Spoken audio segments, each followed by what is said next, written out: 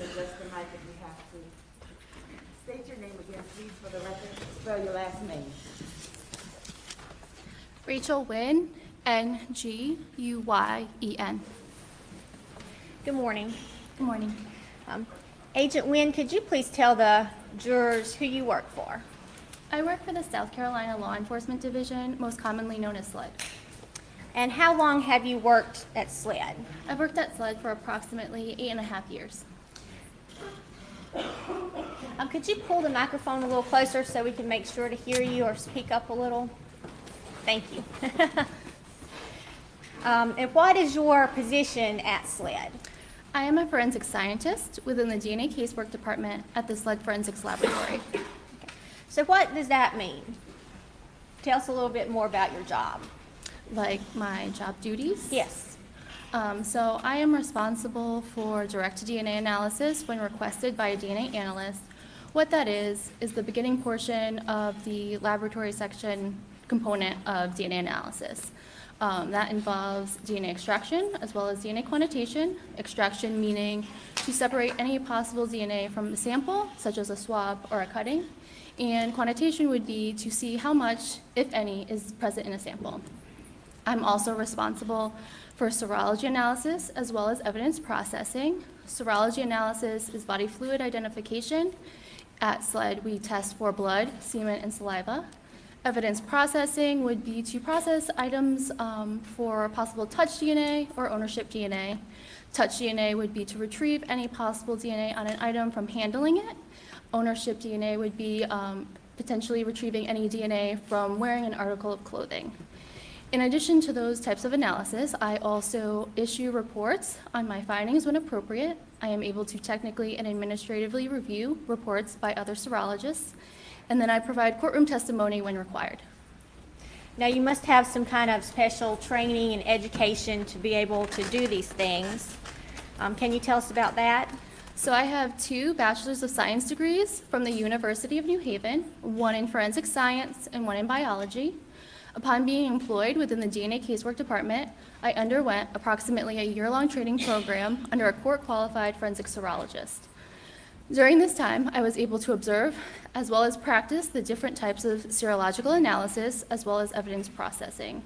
I was also taught how to issue reports based on any findings, as well as technically and administratively review any reports issued by other serologists. I also was able to observe courtroom testimony. At the end of my training program, I then underwent a competency testing phase. This phase is to test my knowledge and abilities to perform these types of analysis independently. The competency testing phase was comprised of 4 elements: a written exam, an oral exam, a mock case to perform analysis on, as well as mock courtroom testimony. Once those 4 components were successfully completed, I was then deemed able to perform independent analysis on casework. In addition to my serology and evidence processing training, I also, as I mentioned, am trained in direct-to-DNA analysis. That was also an approximately year-long training program under a court-qualified DNA analyst. During that time, I was able to observe as well as practice the different types of protocols that are involved. At the end of that training program, once again, I went through a competency testing phase. It was comprised of the same 4 components, and I successfully completed all 4 components, and therefore am also able to perform independent analysis in the area of direct-to-DNA analysis. Ma'am, I need you to speak into the mic a little better for my benefit, if not for the jurors' benefit. Okay, so, and Agent Nguyen, have you testified in court before? I have. And how many times have you testified in court? Just This will be, estimate. This will be my 19th time. And have you been qualified as an expert when you've testified in prior proceedings? I have been qualified as an expert. As an expert in forensic serology? Yes, ma'am. Your Honor, at this time, the state would move to qualify Agent Nguyen as an expert in forensic serology. No objection. She is admitted as an expert in the field of forensic serology. Okay, Agent Nguyen, you were working in the serology department back in June of 2021? I was. Okay. And did you examine some items from evidence in the investigation of the murders of Paul and Maggie Murdaugh? I I did.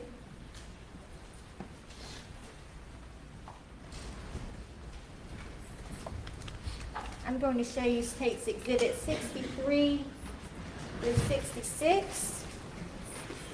I'll have you take a look at these items for us.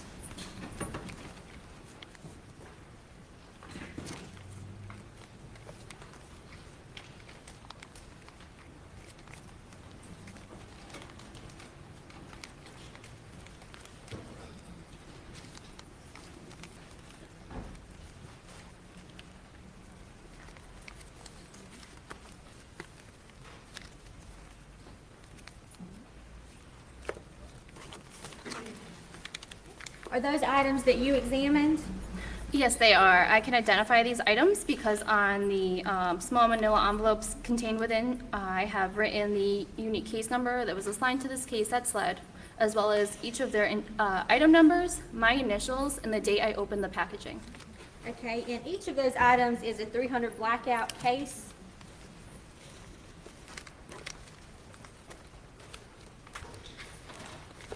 Yes. Okay, now what did you do with those items? So when cartridge casings are submitted for touch DNA, which is what these were submitted for, we process them with a soaking method. So each cartridge case is placed within a tube, submerged within a solution, lightly shaken, and then it has to sit for at least 30 minutes. Once that 30 minutes is up, each individual cartridge case will then be removed from its tube. The solution will be placed poured into a filtration unit. The cartridge case will be dried. It will be labeled with the individual item number and then placed on a rack to further dry thoroughly. The solution that is placed within this filtration unit, the filtration unit looks like an hourglass. So there's a chamber on the top and a chamber on the bottom, and it's separated by a filter. So the liquid that is being poured in the top chamber will filter through the center, which has a filter which we call an MVAC collection. The goal is that if there's any DNA present within these cartridge casings, it will be trapped within the filter.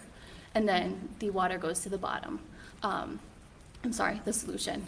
And then the filter is set out to dry for at least 24 hours. Once the filter is dried, it is then prepared for analysis. So it is cut in half, placed in a tube, labeled with the case number, the item number, and then it is forwarded for further analysis.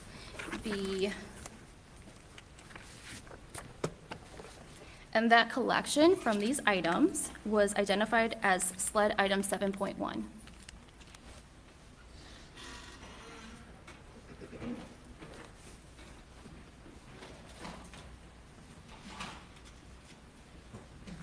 Agent Wynn, I'm going to show you State's Exhibit 459. You could tell us, is that what you collected from those cases there?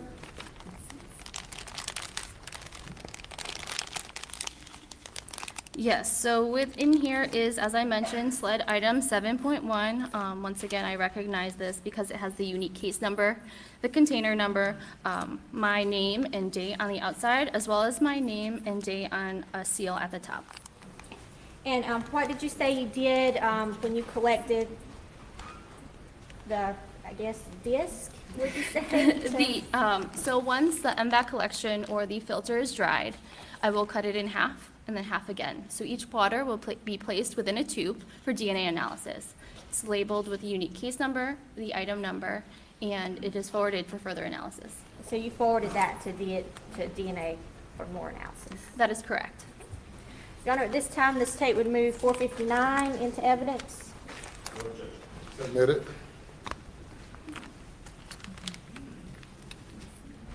All right. I'm going to show you states 33 and 34, which are fired shot shells. Did you perform any kind of testing on those two items?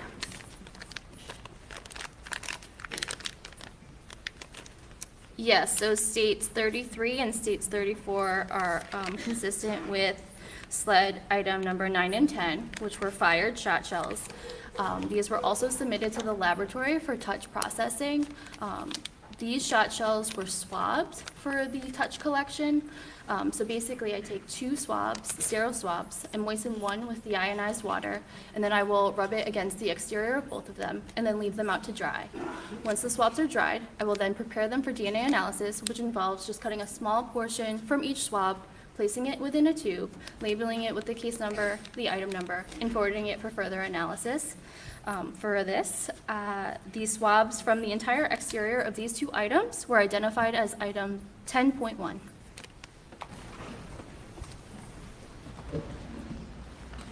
And I believe item 10.1 is also in State's Exhibit 459, which has been admitted.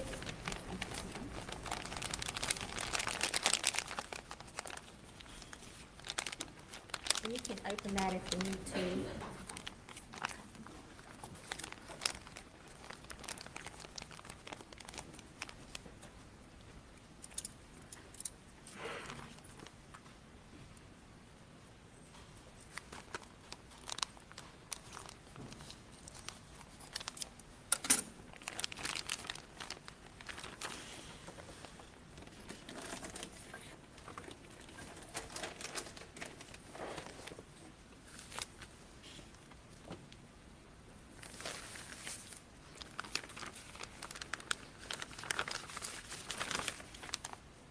Yes, this also contains item 10.1. Which are the swabs from these shot shells here. That is correct. And then what did you do with those swabs once they were collected? So they were prepared for DNA analysis and forwarded to the DNA section for further analysis.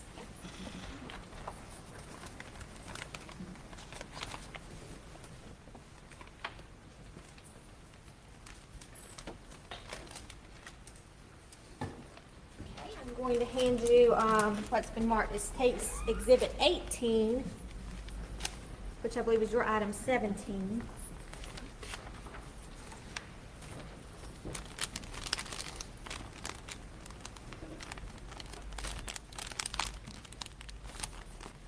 Yes, so I recognize this from the same process. I have the unique case number, the item number, my initials, and the date I opened. Item 17, which is State's Exhibit 18. I also have my initials and date from when I sealed this pouch. And now what is that item? Sleds item 17 are swabs collected from exterior doorknob of storage room door.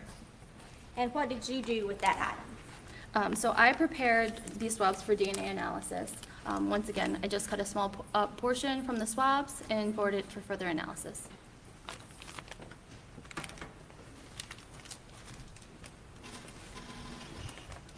State's 259.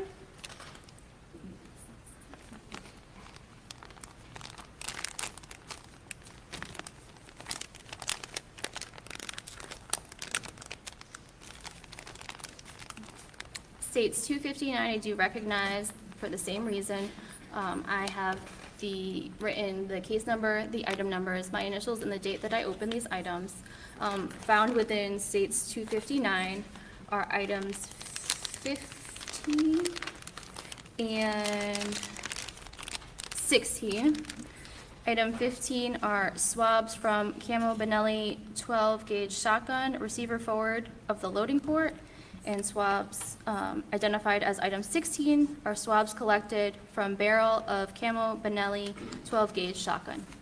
Now, did you do any testing of those swabs?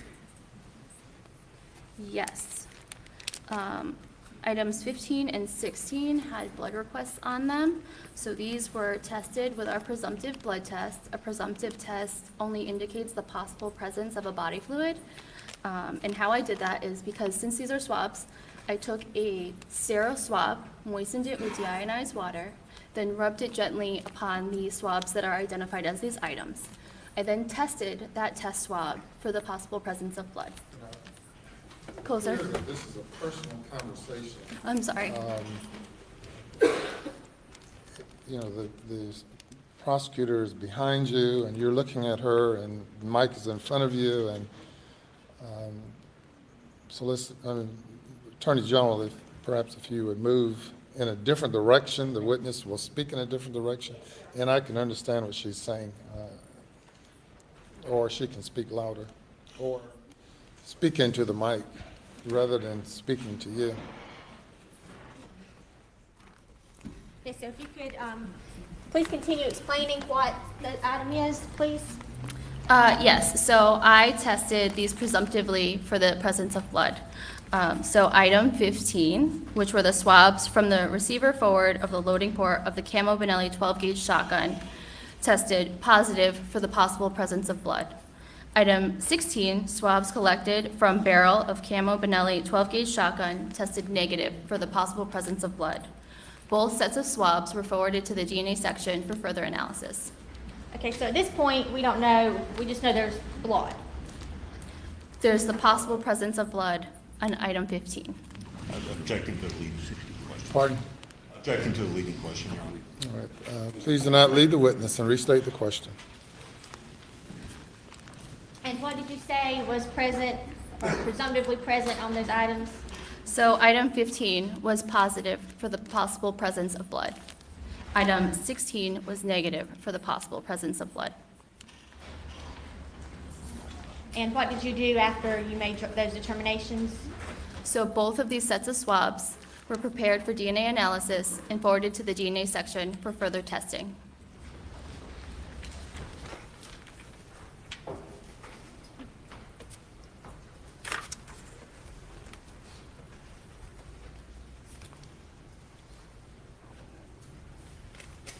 I'm going to hand you State's Exhibit 398. If you will take a look at those two items and tell the jury what those are.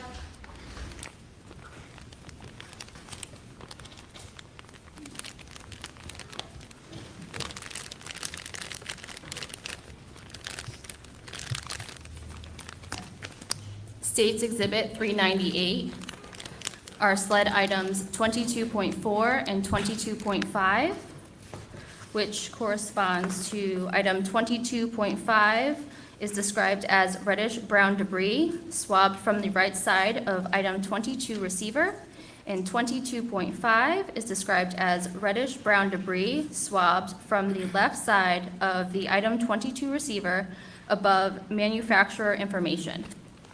And what did you do with those items? These items also had a blood request, so the same process as the previous items I just mentioned. I took a sterile swab, moistened it with deionized water, swabbed these swabs, and then with that test swab is what I tested for the presumptive blood test. Could you please explain any results? So both items 22.4 and 22.5 tested positive for the possible presence of blood. And then what did you do with those items once you did the blood test? These two sets of swabs were then prepared for DNA analysis and forwarded to the DNA section for further testing.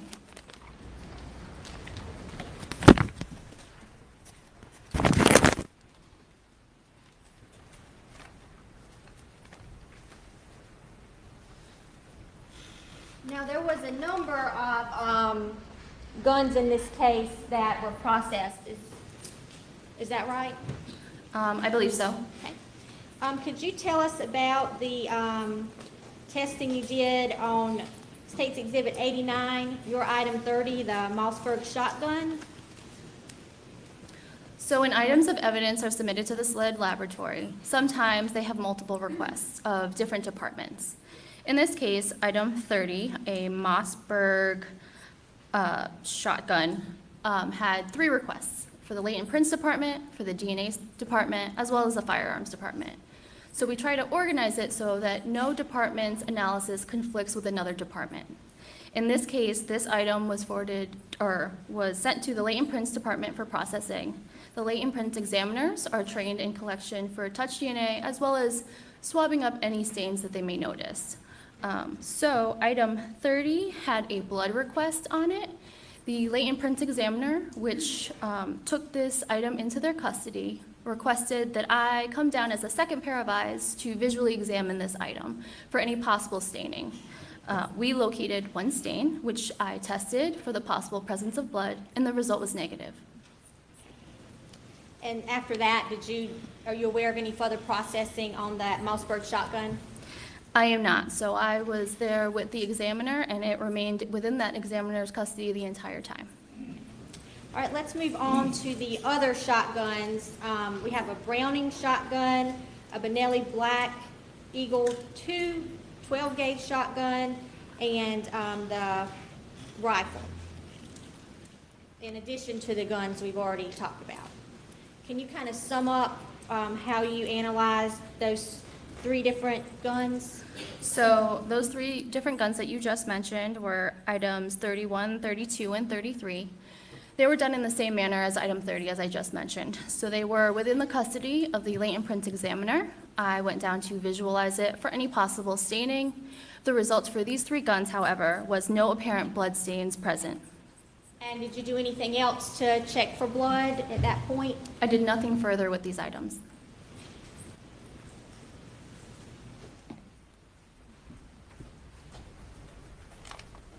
I'm going to show you State's Exhibit 83. If you could take a look and tell us what items are contained in Exhibit 83. May I open this? Yes.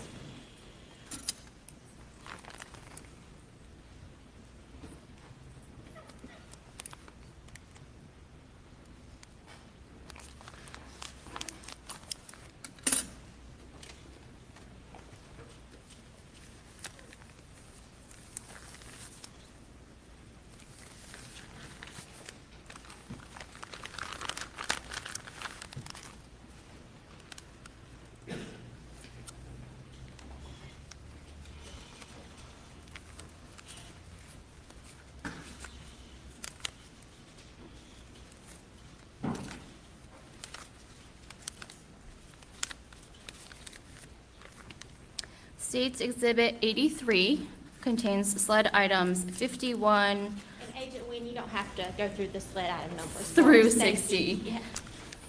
And those items are what, though? They are all swabs that were taken from the Chevy Suburban. And can you tell us what kind of testing was done on those swabs? So it appears that these swabs were collected because they were Blue Star positive, which to my understanding is a presumptive test used by the crime scene unit to indicate areas of possible blood staining. Since they were already presumptively tested, I used a confirmatory test to test these swabs for the presence of blood. So sled items 51 through 55 and 57 through 60 were all negative with that testing, which means there is no human blood identified. Item 56, which was swabs collected from steering wheel, had a positive result, which means blood was identified on this item. And what kind of testing did you do to confirm that blood? I used a confirmatory test called Hemotrace. And how does Hemotrace work? So Hemotrace is a card test. It's similar to a pregnancy test or more relevant, a COVID test. You take a sample from the item of evidence, place it in a solution, and it should sit there for a while. And then once it has mixed in with the solution will then be placed on this card test, and then a result will be revealed. Results are read after 10 minutes. Okay. And what are the potential results from that test? Just in general, from Hemotrace testing. There's a positive result or a negative result. Okay. And in this case, what was the result on the steering wheel swab? On the steering wheel swab, it was positive, which is a result of blood identified. Okay. And then what did you do with that swab once you completed your testing? So item 56 was then prepared for DNA analysis and forwarded to the DNA section for further analysis. Okay, I'm going to next show you items, or State's Exhibit, 251 and 252. Those are marked for identification only.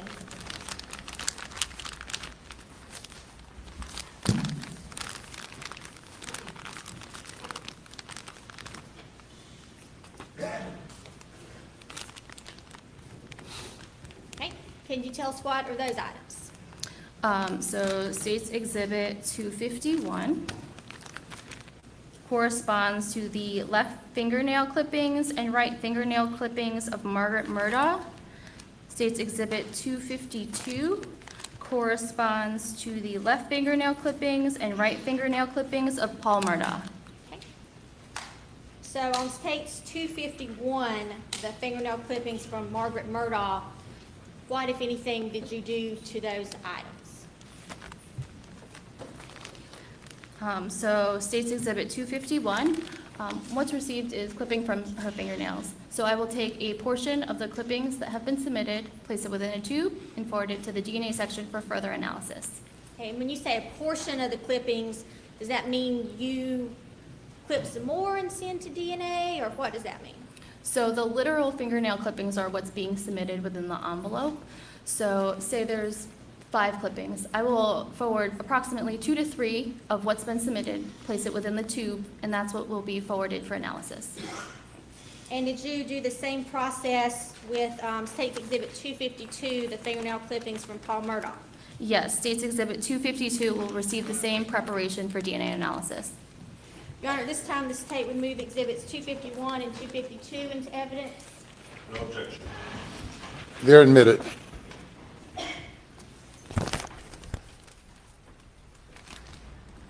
All right, Agent Wynn, next if you could tell us a little about State's Exhibit 418, which was Alec Murdaugh's shirt.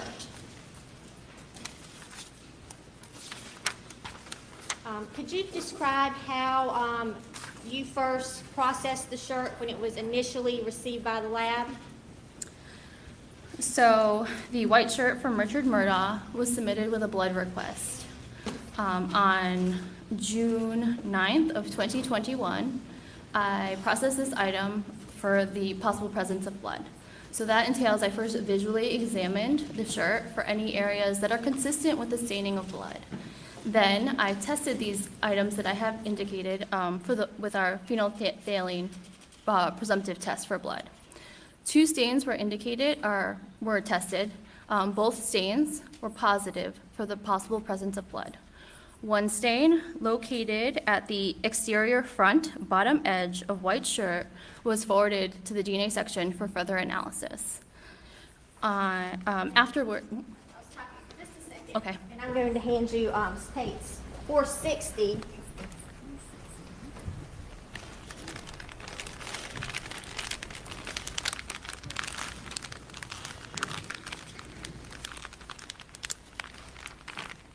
Now, you just said that stain was processed and sent to DNA.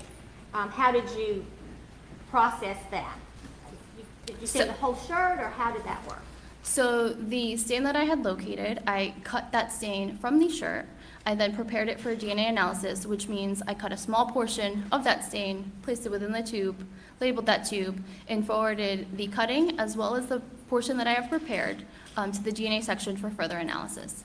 And that cutting is contained in State's 460, is that correct? That cutting is contained in States 460. And what date did you perform that initial analysis? On June 9th of 2021. And I think you mentioned there was another stain also located on the shirt at that time? Yes, 2 stains were presumptively tested. Was that second stain cut on June the 8th? It was not. It remained in the shirt and was identified with the presumptive test result. Now, due to ongoing investigation, did you come back and examine that shirt again? Yes, so afterwards, a request was relayed to me to go back to the shirt and retrieve that stain and forward it for DNA analysis. Did you do any other testing this second time around? So when I went to remove that second stain, I met with members of the crime scene unit, Lieutenant Wallace, as well as Special Agent Worley, and they processed the shirt with their LCV testing, which to my understanding is their presumptive test for blood. And what was discovered during the LCD testing? So after removing the second stain from the June 9th date that I processed it, 10 additional stains were identified from the LCV processing, which were cut from the shirt and prepared for DNA analysis and forwarded for further testing. And I will show you States 461.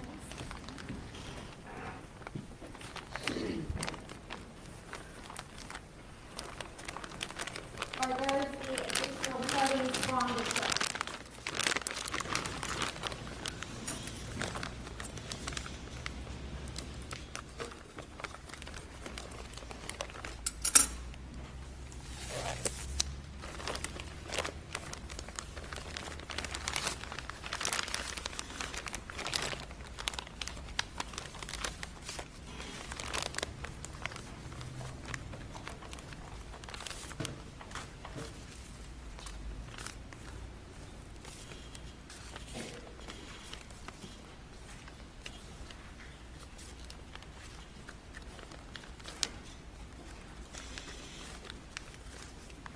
there are quite a few cuttings here. Mm-hmm.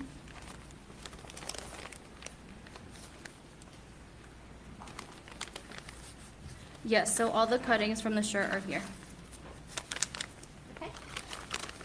Now, as far as you're concerned, did you process the shirt any further?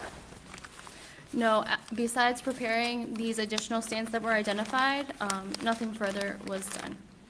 And what did you do with those cuttings? I cut a small portion from each of the stains that was indicated as being positive and forwarded it to the DNA section for further analysis. All right, and State's Exhibit 418 is the defendant's shorts. How were those shorts processed in comparison to the shirt? So the shorts also were submitted with a blood request. They were processed in a similar manner. Several stains were tested, however, 2 were positive for the possible presence of blood. A stain located at the front left interior pocket of the pair of green shorts was forwarded for further analysis. This was processed on the same June 9th date of 2021. The shorts were also additionally processed at the same time the shirt was additionally processed to retrieve a second stain that was indicated as the possible presence of blood. And then the same members of the crime scene unit also processed the shirt with their LCV testing. And I believe you still have Exhibit 460 up there. Does that contain the first cutting from the pair of pants on June 8th? Yes, State's Exhibit 460 contains the first cutting from the pair of shorts from June 8th, or 9th, I'm sorry. And then State's Exhibit 461, what cutting, that contains cutting from the pants on July 21st, is that right?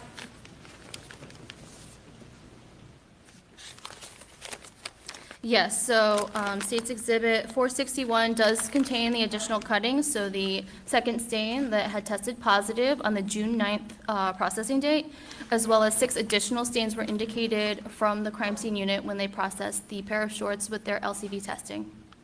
And then what did you do with those cuttings once you took them? The cuttings for the shorts were prepared for DNA analysis, once again, cutting a small portion of the stain and forwarding it for further analysis.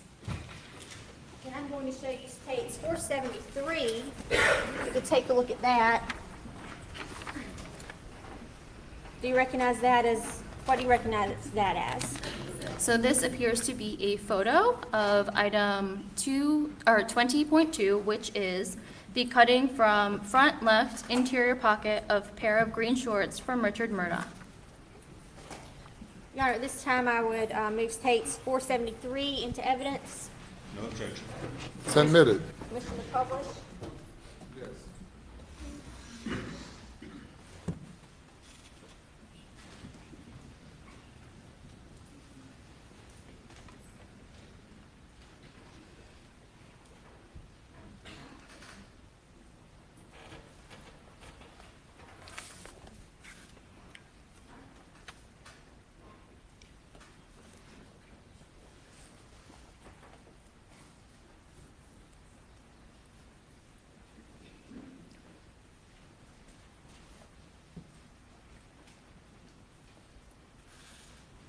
Okay, and Agent Wynn, if you could describe to the jurors what they're looking at in that picture. So this is the stain that was tested, and as you can see, I have labeled it with the SLED item number, both on the physical item as well as it's contained within a manila envelope, which has the unique case number, item number, the request was for blood, the location it was taken from, as well as that it's a cutting. In addition, you can see my initials and date from when I prepared this for DNA analysis. Okay, and again, I'm sorry, what were the presumptive results of the testing for blood? So the presumptive results for this stain were that it was positive for the possible presence of blood. And we talked a little bit about the cuttings of the shirt and the shorts.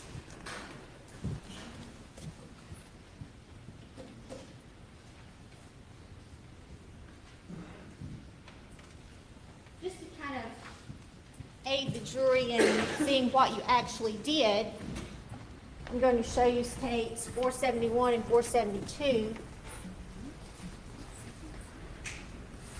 Do you recognize those pictures? I do recognize these pictures. They are from the additional processing that occurred on the shirt. Your Honor, at this time, the state would move 471 and 472 into evidence. No objection. They are admitted.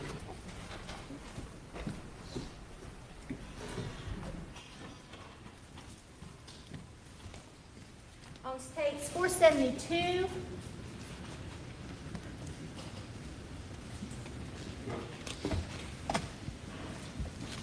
could you just kind of describe to the jurors what they're looking at here and point their attention to the areas in the shirt that you cut, if you can see? So if you look in the square labeled E7, there is a stain that's circled. It has the item number 19.3 as well as a plus phene.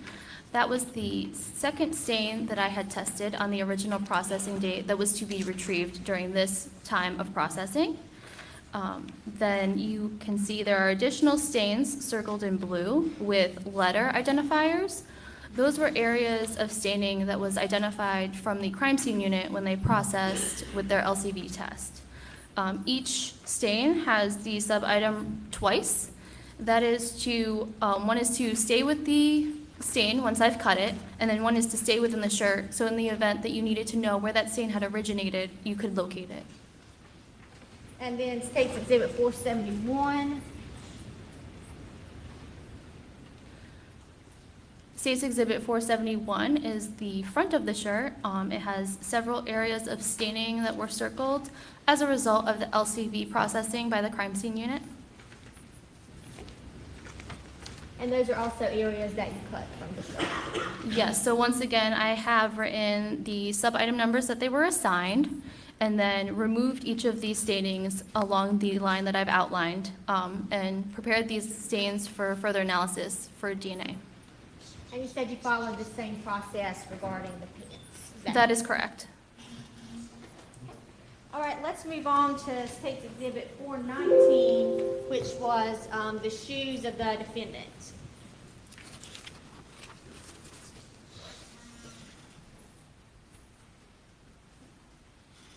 Can you tell us what you did with those shoes? So the shoes, which are described as a pair of red, yellow, and white tennis shoes from Richard Murdaugh, they had the same blood request, so I visually examined the shoes for any areas of possible blood staining and then tested those stainings. 2 were indicated as being possibly positive for the possible presence of blood. One stain was forwarded for DNA analysis, and it was located on the left shoelace of the pair of red, yellow, and white tennis shoes.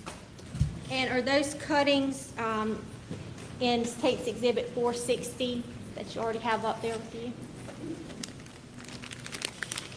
Yes, the cutting from the shoes is contained within State's Exhibit 460. Your Honor, at this time, the state would move States 460 and 461 into evidence. No objection. They're admitted.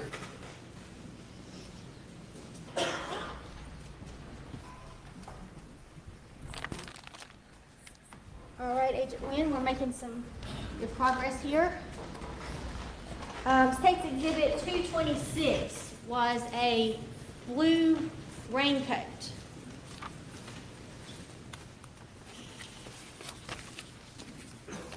Can you explain to the jurors what you did to process that item? So the blue raincoat also had 2 times of processing. During the first time of processing, which occurred on October 7th of 2021, the raincoat was processed for the possible presence of blood. This was done by myself, as well as members of the crime scene unit, Lieutenant Wallace, as well as Special Agent Moore. I first performed presumptive testing with our blood tests, and then the crime scene unit went behind and then processed with the raincoat with their LCV testing. I tested 71 stains. All 71 stains were negative for the possible presence of blood. After that, the LCV processing took place. No areas of interest were indicated, as interpreted by the crime scene unit as being positive, and therefore, on October 7th of 2021, nothing was forwarded for DNA analysis. And why was nothing forwarded? Just simply? There were no stains that indicated the possible presence of blood. All right. Then did you go back and re-examine the raincoat?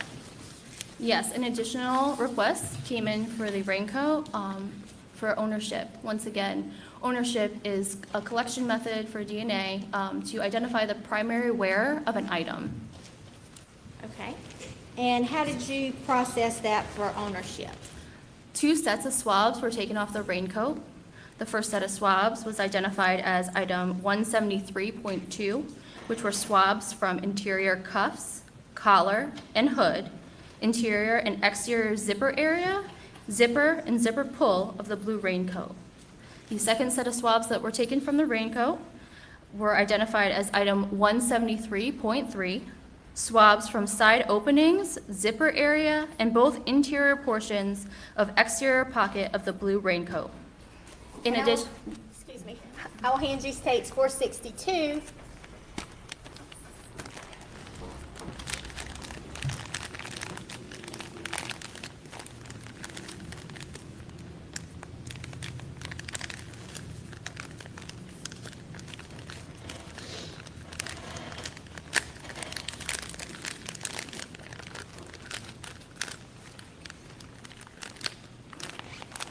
And what are those? Are those the swabs you were just telling us about? States Exhibit 462 are both sets of swabs that I just recently spoke about from collecting from the raincoat. Okay. And what did you do with those swabs? These swabs were prepared for DNA analysis and forwarded to the DNA section for further analysis. This time the state would move to admit States Exhibit 462. No objection.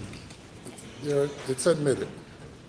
And Agent Wynn, when you were examining the raincoat for ownership, did you find anything on that raincoat to help with that analysis? Such as hair or anything like that? So part of the ownership processing is to look for hair. The raincoat, there was no hair found. Did you also notice anything about the condition of the raincoat? Yes, so on my evidence worksheet, which is where we document the items that we perform processing on, as well as the respective results, I also document any describing factors. So on this worksheet, in regards to the blue raincoat, I do have that the plastic seam liner was coming off throughout the item. What did you say? I called it a plastic seam liner, Was coming off? I can't hear you. coming off throughout the item. Thank you.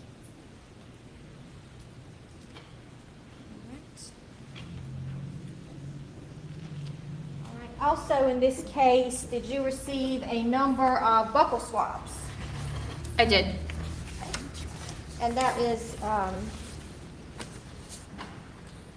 what did you do with those buccal swabs when you received them?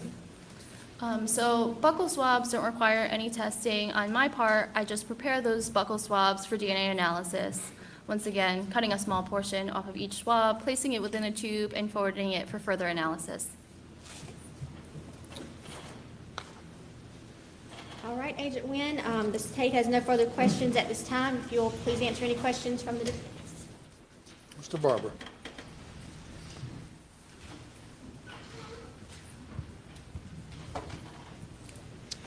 Good morning, excuse me, good morning, Agent Wynn. Good morning. Is it agent, am I right? Oh. Very briefly, at the outset, you discussed collecting for DNA testing for the blackout cartridges. Is that correct? Collecting for the possible presence of touch DNA, yes. Yes. And did you only test 2 of those cartridges? All 7 were processed using the soaking method. Okay. With that processing method, any results that you will receive, would they be specific to any one cartridge, or would it just be for the collection of all 7? I'm sorry, can you repeat that? Would you have results for DNA from the way that you collected the sample for a specific shell case, or would it be for all 7 as a set? Okay, I just want to clarify, I did say there were 7 cartridges, there were only 6. So although they are being individually soaked, they are being combined within that filtration unit, so the results would be from all of the cartridges together. Okay.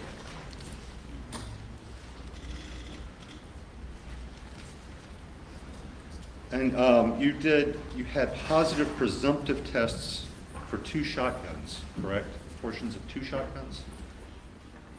Do you have a item number that corresponds?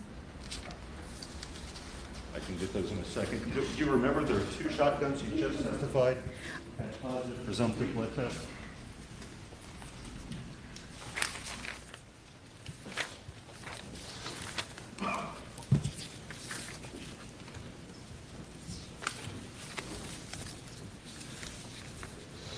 One was sled item number 15.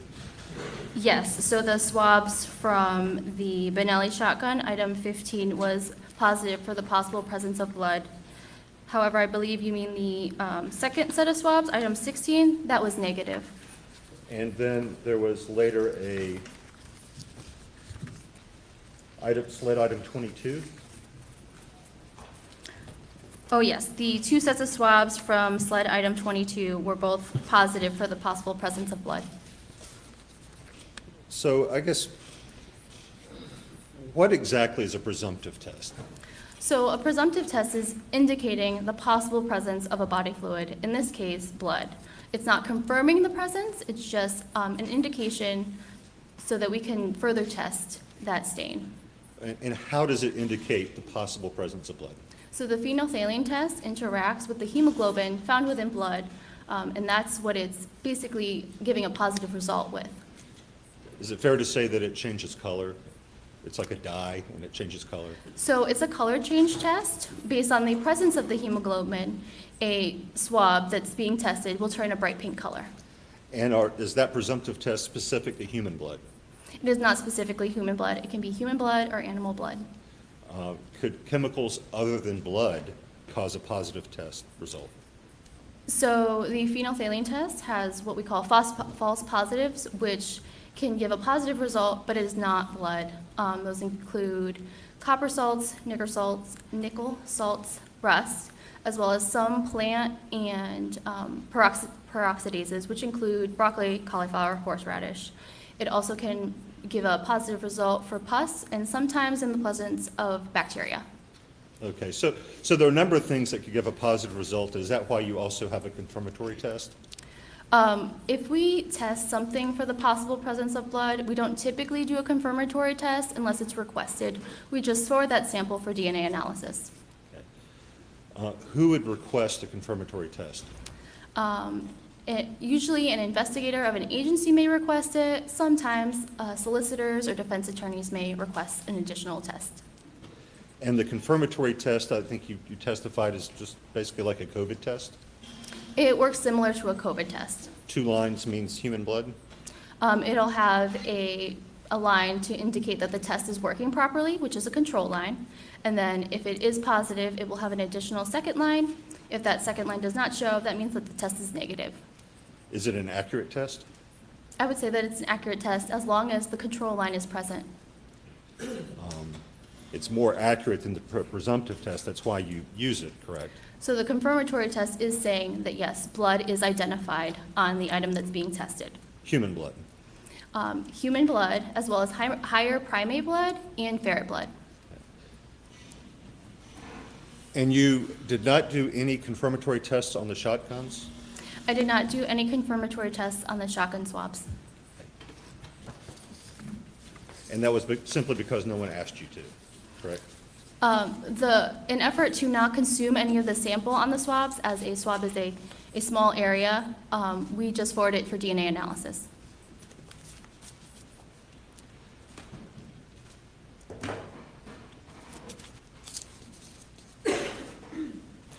But in the Chevy Suburban, you did perform a hemotrace test? Yes, because that these swabs for the Chevy Suburban were already previously processed with another presumptive test by the crime scene unit, we could not presumptive test behind because our 2 tests work in a similar manner. Whose decision was it to do the hemotrace test on the Chevy Suburban? That is typically how we process items of evidence that we receive from the crime scene unit in the form of swabs based on any of their presumptive testing. But like, who made the decision to do the hemotrace test on that steering wheel? The name of a person? I performed the hemotrace test. On your own initiative?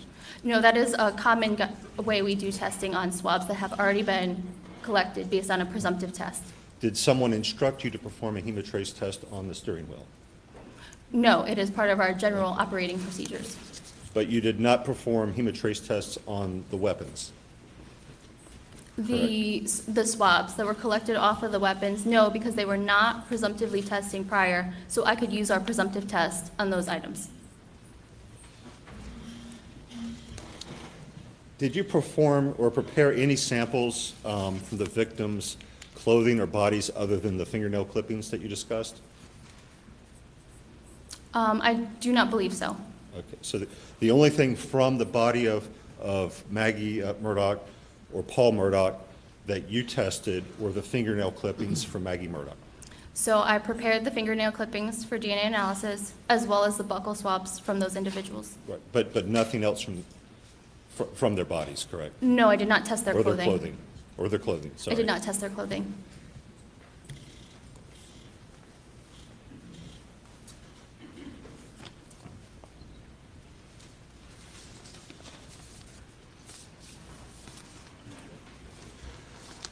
When looking at the T-shirt that you just testified about, and those cuttings, I think you have opened a bag and the cuttings were there and you prepared them. Did you perform any serology tests on those cuttings? No, I just removed those cuttings from the shirt as the result of the crime scene testing. Are you aware of any serology tests being performed on those cuttings? Of the shirt? Yes, of those big shirt cuttings. I believe there was further analysis performed on those cuttings. Did somebody other than you later perform serology tests on those cuttings, to your knowledge? It is my understanding that there was additional testing on those cuttings, Serology testing, serology testing. specifically hemotrace. I believe there was hemotrace performed on the cuttings from the shirt.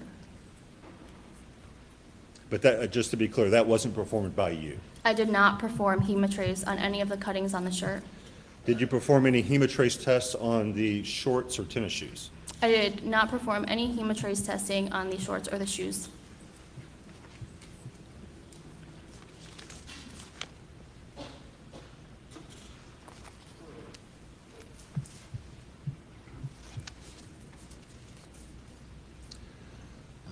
Just, I guess, maybe a little bit of background to understand maybe who does what.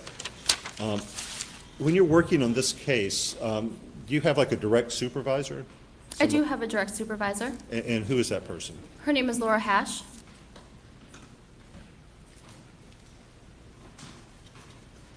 And is she the person who directs your activities as regard to this case? Objection, Your Honor, relevance. Objections overruled. I'm sorry, what was the question? Is Lieutenant Laura Hash the person who would direct your activities with regards to this case?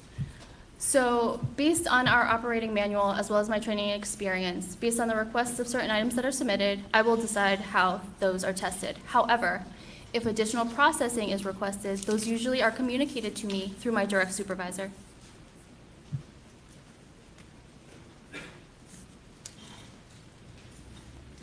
And just for clarity, we've talked a bit about DNA, but you're just preparing samples and they go to someone else who does the analysis and reports. That's not you, correct? That's correct. I am just preparing the samples for further analysis. Is the only hemotrace test that you did for this case the steering wheel? Well, strike that.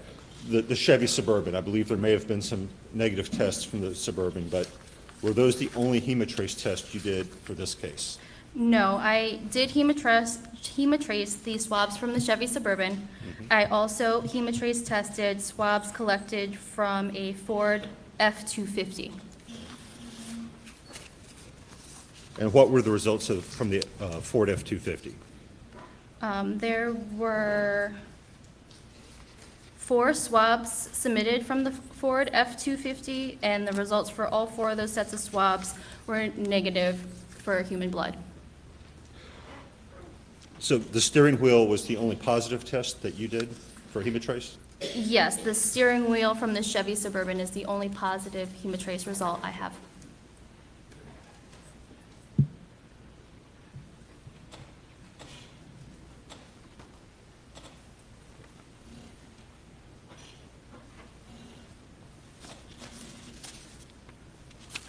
Beg the court's indulgence.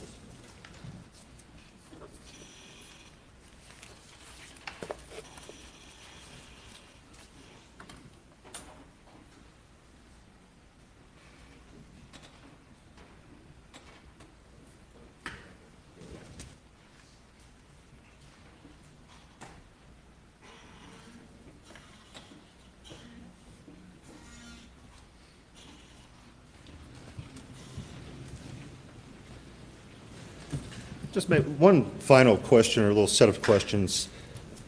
It seems like sometimes the crime scene people or department, I shouldn't just say people, I guess they're a department, do presumptive blood tests. Is that correct? Yes, it's my understanding that the crime scene unit does perform presumptive blood tests. And the initials LCV have been used. I think you might have mentioned it. What does that mean?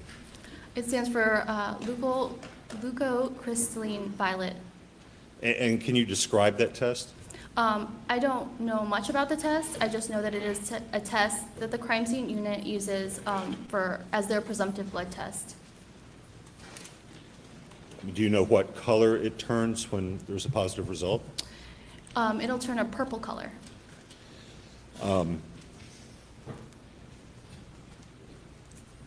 So with, I think let me ask this. Why, we saw a picture of the shirt gridded out. You remember that exhibit? I do. Why was the presumptive test done? It was at the Slab Laboratory? Is that the location that was? Are you asking about the LCV processing? Yes, where was that test conducted? That was done at the Sled Laboratory. Why was that done by the crime scene unit and not the serology unit? We do not use LCV testing, and I am unsure as to why that particular test was chosen to be used by the crime scene unit. Because earlier, you did tests on the hem, right? The pheno tests on the front and back hem of the shirt, is that correct? I did. But then the crime scene unit later came back and in the lab did a different kind of test. That is correct. And you don't know why? I was not part of that decision. I was just notified that they would be performing that test while I was retrieving the additional stain that I had tested earlier. And finally, it seems like if something is tested presumptive in the field and comes to you, you do a confirmatory test. Is that what happened with the Chevy Suburban? Yes, that's correct. But if something comes to you and there's not been a presumptive test, like with the shotguns, then you don't perform a confirmatory test? No, I do the presumptive test. Do you know why that's the policy? It's an effort to not consume as much sample on a swab. A swab is it's like a sterile Q-tip, so essentially the surface area is very small. So in efforts to not consume the sample and to give more for DNA analysis, that's what's done. If something goes to DNA analysis and there's some result, does it ever come back for a blood test to see if the source of the DNA was blood? To be phen tested? No, for hemotrace test. As I mentioned, hemotrace testing can be requested on the back end, as any of our CAR tests can be. In your experience, I think we had some testimony about your experience. If DNA is found on something, is there ever then a time that you go back and say, hey, was the source of this DNA blood, and do a hemotrace test? Hemotrace specifically, to my knowledge, no. But in my experience, there have been times that solicitors or defense attorneys will request a CAR test be done on a sample after the DNA analysis has been performed.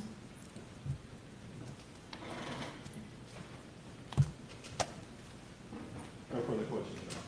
Any redirect? None from the state, Your Honor. Thank you. You may step down.